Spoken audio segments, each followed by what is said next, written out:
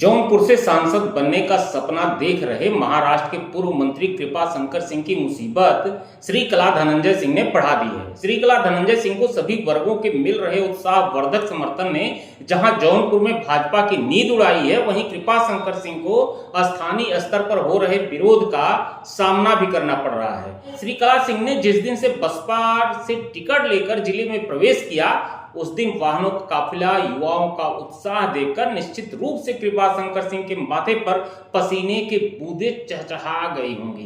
कृपा शंकर सिंह को मुंबई में रह रहे प्रवासियों का भी भरोसा है। नमस्कार, मैं हूं हरीश सिंह और आप देख रहे हैं ह्यूमन टुडे। जौनपुर भले ही कृपा शंकर सिंह की जन्मभूमि रही हो, किंतु उनकी कर्मभूमि हमेशा मुंबई रही है। मुंबई में ही उन्होंने संघर्ष किया और वहीं पर अपना राजनीतिक कद भी बढ़ाया। कृपा शंकर सिंह उत्तर भारतीयों के नाम पर राजनीति किया। उत्तर भारतीयों ने उन्हें चुनाव भी जिताया, लेकिन कहा यह भी जाता है कि आम उत्तर भारतीयों में कुछ खास मुकाम वे नहीं बना पाए थे। हाँ, इतना जरूर है कि उत्तर भारतीयों के एक खास उच्च वर्ग में उनकी गहरी पैठ मानी जाती रही है। कृपा शंकर सिंह जब भाजपा से टिकट लेकर आए तो स्थानीय संगठन में खासी नाराजगी देखी गई। उस नाराजगी को महसूस करके थोड़े हताश तो हुए ही होंगे। इसकी खबर शायद उन्होंने भाजपा के शीर्ष नेतृत्व तक पहुंचाई। भाजपा के वरिष्ठ नेता सुनील बंसल जौनपुर आए और उन्होंने सभी विधायकों और पदाधिकारियों के साथ बैठक की। सभी को समझा बुझाकर चुनाव प्रचार में लग जाने का निर्देश भी दिया।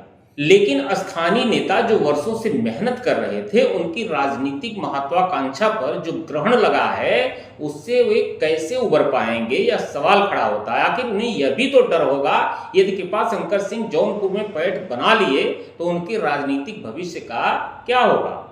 इसके पहले कृपा शंकर सिंह अपनी कर्मभूमि मुंबई पहुंचकर प्रवासियों से भी सहयोग मांगा।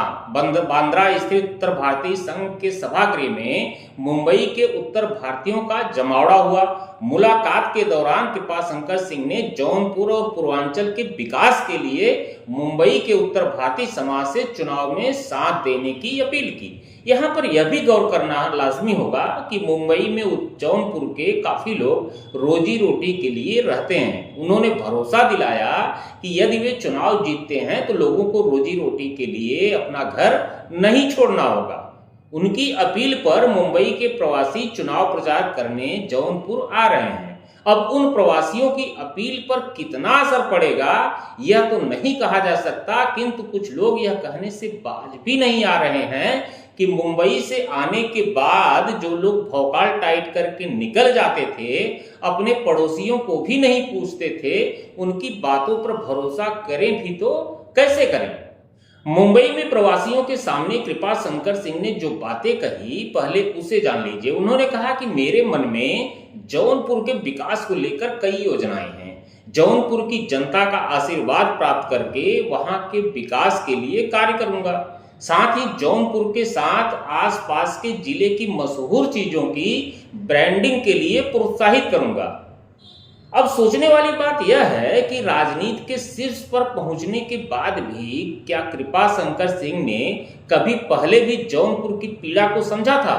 उन्हें स्थानीय स्तर पर रोजगार उपलब्ध कराने के बारे में कभी वे सोचे थे?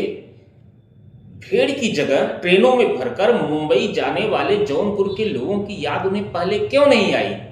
इसलिए लोग इसे चुनावी वादे ही मान रहे हैं, जिसका कुछ खास असर क्षेत्र में दिखाई नहीं दे रहा है। कृपा शंकर सिंह की निगाह भाजपा के पारंपरिक वोटों पर है। उन्हें प्रवासियों के परिवारों पर भरोसा है, लेकिन भाजपा के उन्हीं पारंपरिक वोटों पर श्री कला धनंजय सिंह ने भी ग्रहण लगा दिया है। राजनीति में आने के बाद धनंजय सिंह हमेशा क्षेत्र में बने रहे, बिना जाति और धर्म का भेदभाव किए हुए हर मौके पर सबके बीच उपलब्ध रहे। कहा जाता है कि लोगों की सहायता के लिए धनंजय सिंह का हमेशा उपलब्ध रहकर सबके दुख सुख में खड़े रहने की प्रवृत्ति के चलते धनंजय सिंह का जौनपुर में जो क्रेज है, उसके आगे कृपा शंकर सिंह और बाबू सिंह कुशवाहा कहीं न कहीं फेल नजर आते हैं।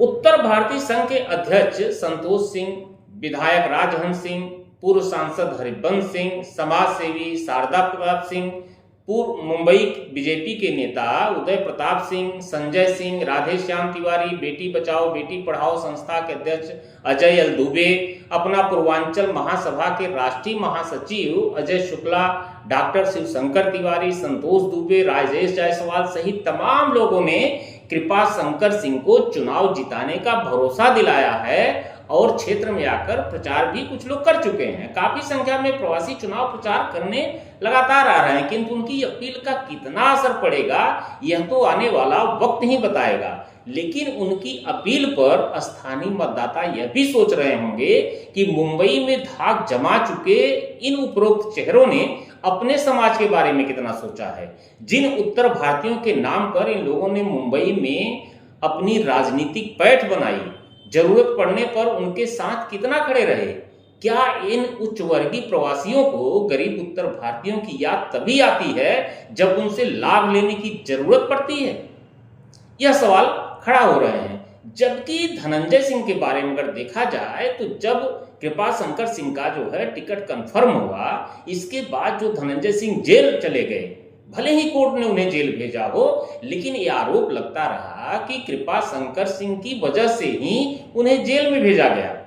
अब धनंजय सिंह के प्रति जो है लोगों की जो भावनात्मक जुगाड़ है, जो उनके प्रति जो सोच है, अब उसका लाभ भी जो है श्रीकला सिंह को मिलेगा, क्योंकि धनंजय सिंह जेल में है और उनकी पत्नी श्रीकला चुनाव लड़ रही हैं।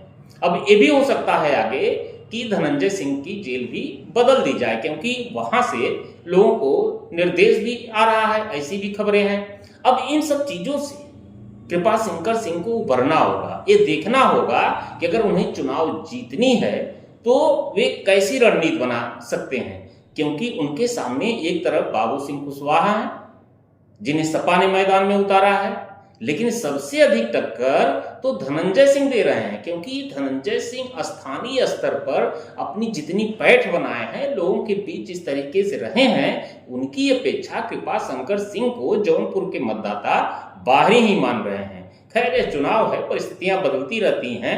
आगे अभी और कैसी परिस्थितियां होंगी उस बारे में भी चर्चा करेंगे। फिलहाल आज के लिए बस इतना ही। धन्यवाद, नमस्कार।